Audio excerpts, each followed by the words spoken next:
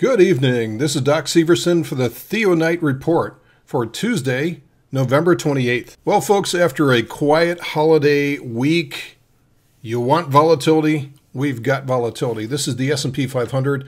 This is just a tick chart of today's action. You can see yesterday's closing value here, which was just creeping over the 2600 level on the S&P 500 futures. This morning we had a small grind higher that started to really accelerate as we got into the morning. And then what happened was, you all know him as Rocket Boy, shot off a missile in North Korea. And this is where we had the market just completely selling off. Now, the one thing I've been saying about the market is, for this market to go higher, it must first go lower. And this is exactly what's been happening with every single one of these North Korea reactions. Now, hopefully, this is all that we're ever going to see is just a test of these, right? So let me qualify that first of all. But every single one of these that we've had throughout this year, and the latest one was, it's been a couple of months now, I think, since we've had one of these.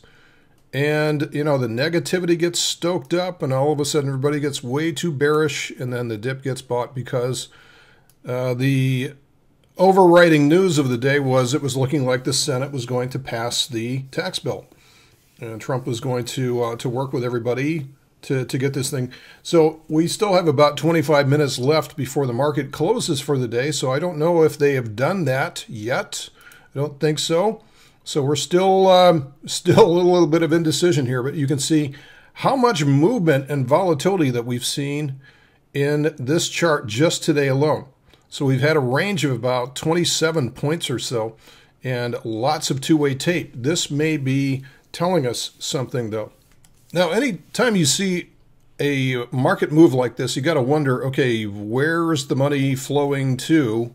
And in this case today, it's been the financials. The financials have been the big winner today. I believe that has come at the expense of technology. So technology, especially when we have Amazon moving up 5% in a week, is always a great profit-taking source of capital that you can put into other stocks. But just about everything across the board has been up today, including volatility was up quite a bit at one point, obviously with the missile launch. But again, the big recipient has been the financials. So as we look at the triple pane chart of the XLF, which is the ETF for the financials, the S&P ETF, we can see that we've had a lot of consolidation lately. So this consolidation has been taking the form of building up energy short term on the S&P financials. And today we're just seeing the move from the bottom of the range up to the top of the range again. So all the way along here, regardless of the time frame, higher highs and higher lows, supporting an uptrend, getting to the point of getting into potential exhaustion here, though, as we start to look at the larger time frames. So you want to talk about exhaustion, we talk about Amazon. So Amazon, even though the trend has been magnificent to the upside, every consolidation is being broken out from. So it doesn't give it much time to consolidate before this thing rips to the upside again. Now we're into that mode of triple exhaustion, monthly, weekly, and now daily. And so that's not the only one. The S&P 500 is also in that mode now where we're getting monthly, weekly, and it's only going to take another day or so before we see the daily chart into triple exhaustion across the board. These are relatively rare signals that we're seeing. I mean, we normally would go for years before we'd see a triple exhaustion signal in the markets. And every single time that we've seen a monthly exhaustion signal, we eventually is the key word here, will have a reaction from that. So even though, like at the end of 2009, early 2010, we had a significant reaction to that. We didn't even get down to full exhaustion here before the 2011 level came down, right? But even through the years, we've had every single level where we've had exhaustion to the upside. We've had a significant reaction to that. This has been the one that has defied all odds. However, if we go down to the smaller time frames here, the weekly and the daily chart, when we do have a multiple exhaustion signal, And the last one that we had was back at the end of February, early March, where we had, after the State of the Union address, we had a similar day like this where we popped to the upside, everything was going nuts, and then what we saw over the next 6 weeks was consolidation. So I think we're very close to that. Perhaps if this tax bill does actually get passed, we're going to see a sell the news event for that. Another extreme that we saw today was after 2 days, we have now touched the expected move upper boundary for the week. So it only took a day and a half, and we've already hit the upper boundary for the expected move. So you can see this, the blue line up there. This is something that we track every week. Now, normally, there's a lot of activity around the boundary of the expected move. It causes a lot of algos to kick in, either whether they're going to defend that position or take advantage of a move beyond that. So at this point right now, we're still right around that area, but I'm not going to fade this position until I start to see it come down inside that expected move. I want to close today by bringing up one more thing here. Now, I did bring this up a couple of weeks ago, but the analysis is still valid. In October, we were at near record levels of ATR.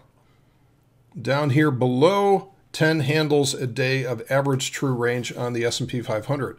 So on this chart, which goes back to early 2011, you can see the last time it was down at these levels was after this extremely linear trend back here at the end of 2010, early 2011. What happened after that was we had range contraction, right? As the ATR continued to rise and eventually got very high from the August 2011 event here. But you can see through the years, it's been a natural progression. Every time that we have a relative low level from here, extreme complacency, extreme small range, that we eventually see volatility tick back in. Every time we have a relative low, we see volatility tick back in and cause corrective behavior. Every time we see a relative low, we see volatility tick back in and cause corrective behavior, even though 2013 is not a great example of this. Again, relative lows produce corrective behavior. Relative lows provide a launching point for more ATR. And so we're coming down to this level here. Relative lows, once again, should be providing. So let's blow this up here. You can see how low this relative low was, down around a 9-handle ATR. And we're starting to see, notice, you can see how quiet things were, and we're starting to see the volatility tick up.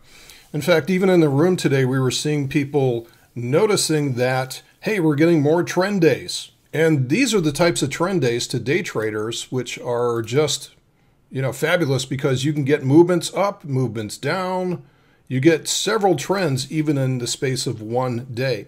So even though you're going to look at this candle sometime in the future and say, oh, that was a nice green candle movement to the upside. Again, as we showed earlier on the S&P futures chart, we had slow grind upwards, a lot of volatility, and a price closing near the high of the candle. We have about 15 minutes left here, and it looks like it's going to hold those gains for the day. So watch this very carefully, because increased ATR, increased daily range, always leads to corrective behavior without exception.